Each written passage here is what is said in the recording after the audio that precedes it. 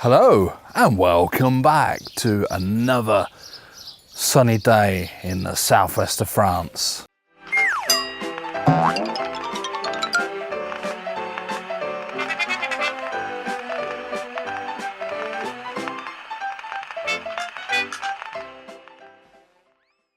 Bit of an update today. Got some things have happened since the last video. Regarding the chilies over there. I'll take you there in a minute. I'll show you in the greenhouse what we've got growing. And also with the voiture. Let's go down and have a look at the car. As you will notice, the car is on axle stands. Why is it on axle stands? Well, what happened was, we went over a speed bump, like the Dukes of Hazzard. All four wheels in the air. Well, it felt like it. It came down with a bit of a bump. I was waiting for oil lights to come on at the time, but we've done a couple of 100 miles since. Coming home from a trip the other day, oil level warning light came on. So it showed up that it was on minimum oil. So got it jacked up, got underneath. The sump has grazed on the road. Whoopsie daisy. And just put a little hole in it. I don't think it's the first time that the sump's hit the road, looking at the scratches underneath. Because it's a fairly low car. And obviously it doesn't do ever so well on speed bumps. Now, I will say that the speed bump wasn't marked. I don't remember seeing a sign. I was probably going a little bit too fast, but that's besides the point. We didn't see it. Just appeared. It was the same colour as the road. Anyway, we're waiting for a new sump to come for that, which luckily is a new sump. It's £45 with a 5-year guarantee.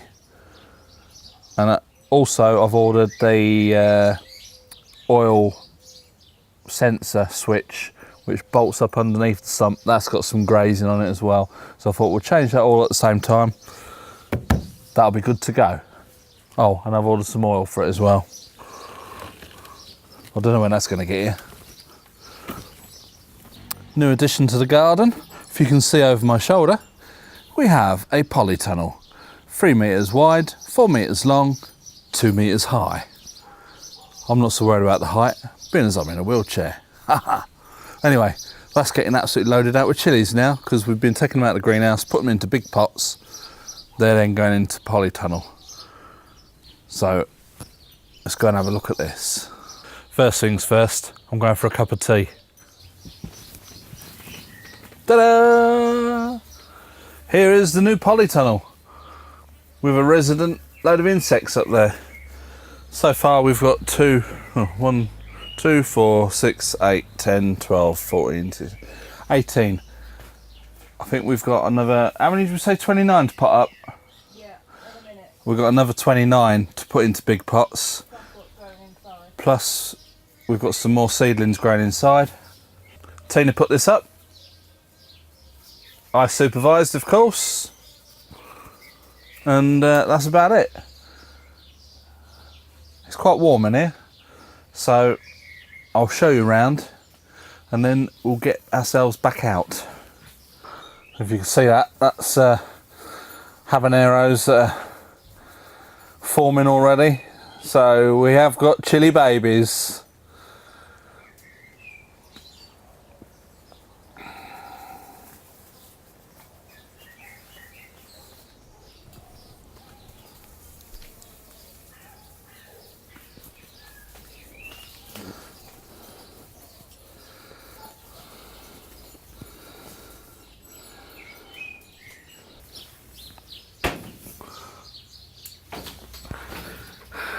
Here's the greenhouse. As you can see, we're loaded out in here. 29 in the little pots to pot up. We've got tomatoes growing. Yesterday I put all these ones down here into the larger pots and just let them acclimatise in the greenhouse. The greenhouse is slightly warmer than the polytunnel, so we'll just leave them in here for a day or two. They look fine. They've had a water and a bit of a feed. And yeah, it's all doing very, very well. We like chilies. As you can see, these ones are quite small yet, but they're doing very nice. So we've got a bit of a variety of chilies, from rather mild to extremely hot. The rather mild ones we'll use in salads, cheese sandwiches, that kind of thing. The seriously hot ones we're going to be making sauces and stuff like that out of. This is the auto pot watering system with some tomatoes on top. That's a 47 litre reservoir which pipes out into, this is a 6-pot system, so we've got 1, 2, 3, 4, 5, 6 pots. They've all got like a little float valve in them, so water trickles into the bottom of the tray. The plant sucks up the moisture that it needs through the clay pebbles and the soil, and then obviously the float drops, or yeah, that's right, the float drops, so more water trickles through, so that when the plant has stopped sucking up what it needs, the water level comes up, the float comes up, and it cuts the water supply off until the next time it needs some water. And so far, I did put these in when they were quite small. So we've got a Scotch bonnet, that is from seeds from a plant we grew last year. There's a Carolina Reaper, which, is going to be quite hot. There's a lemon, or a lemon drop I think it was called. This one here is a habanero red, which is doing quite well. This one here is a Krishna Jolokia. And last but no means least is a boot Jolokia. Butt Jolokia, boot, I don't know how you say it. But we've got some that are in the bigger pots which are actually doing better than that. But then that's one that I put in was quite small. So this is our first year on auto pots, so we're just trialing it out. So as I said, this is our first year using the auto pot system, so we're just trying out different. This year we're trying clay pebbles, about 2 inches of clay pebbles, and then compost, and then we're using different fertiliser in for feeding, so we're putting in with water. First I've used Chili Focus, and then we've got some Canna Terra Vega I think. So we're giving that a go this year and see what results we get. And then next year we might, if we get good results this year, we might do the same next year, or we might change it a little bit. We'll have to wait and see. But all these ones in the big pots, they've all got trays underneath. We water from the bottom, which is something that I've picked up, and it seems to be working. Last year, the chilies that we had growing, the leaves started going quite yellowy. But this year they're all quite green, which we put down to the fact that we're feeding them quite regular. Whereas last year we was just using tap water to water them, and that's obviously not doing them a lot of good. So yeah, we'll see what happens this year, and we should have a bumper harvest, hopefully. Watch this space. I will keep you informed, and yeah, just got to do something with the tomatoes now because they're getting rather large.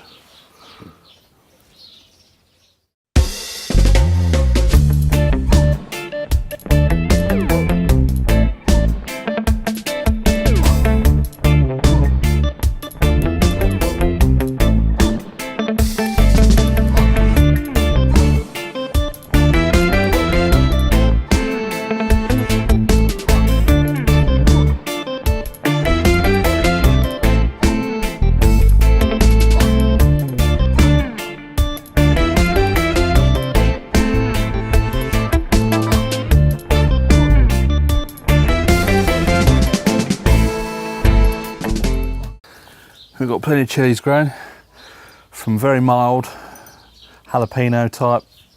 We've got jalapenos, cherry bombs, Satan's kiss, which all fairly mild. And then we get like the Thai dragons, which got to 100,000 Scovilles, and then the Scotch bonnets and the habaneros up around 350,000. We got the lemons, which says 600 to 800,000. I'm not sure about the Krishna Jalokias, but the boot Jalokias reckon up to 1 million Scoville units. Carolina Reapers can be up to 2.2 million. I'm not going to try eating one of those, raw that is. We don't mind putting it in stuff, but no, we're going to be a bit careful with those ones. So that's about it for today. As you can tell, it's nice and quiet because yet again in France it's bank holiday. So we're trying not to make too much noise because for once all the neighbours are being quiet, except for the dogs. We can hear a lot of dogs today. But there's not a lot going on. Tina's just doing a bit of weeding, and what else have we done? We've had the rotavator. I took some pictures of the rotavator, get that on for sale. That was another little video that I was planning to do but missed. I didn't do it in the end for whatever reason, but we've put a new battery on the rotavator with a new start button. Fires up straight away. Lovely jubbly. So when somebody comes to buy it, press the button, away they go. So that's that. And yeah, just thought I'd give you a little bit of an update of what's been going on recently with the Chillies and the polytunnel and the cars. Oh, and the other thing, Tina's car broke down for good by the sounds of it. Fuel pump's gone, which it's not worth replacing because of the age of the car. So there might be a video coming up which you'll enjoy if you like cars. I'll keep you posted on that one. So yeah, for now, that's about it. I'm going to put the camera away and enjoy the rest of the sunshine. So it's a bye for now.